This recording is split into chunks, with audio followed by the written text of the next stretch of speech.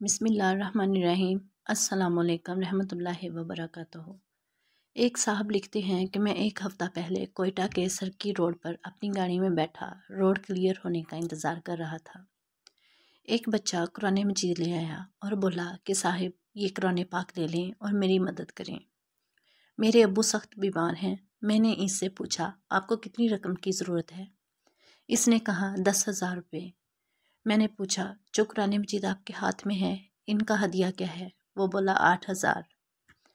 میں نے جیب سے 8,000 نکالے اور کہا بھیا یہ پیسے لیں اور آپ قرآن پاک اپنے پاس رکھیں، ان کا جو ہدیہ ملے اپنے والد کا علاج کریں۔ لڑکا چلا گیا۔ میرے ساتھ بیٹھے ہوئے بھائی نے مجھے خوب ڈانٹا کہ شرم آنی چاہیے آپ کو، وہ جھوٹ بول کر گیا ہے، یہ شکل سے ایسے ہی ہوتے ہیں۔ میں خاموش رہا اور جب گھر پہنچا تو گھر والوں نے بھی وہی الفاظ دہرائے۔ آج جب میں اتفاق سے CMH کوئٹہ کے اندر اپنے ڈاکٹر دوست کے پاس گیا تو میرے ساتھ بھائی بھی تھا۔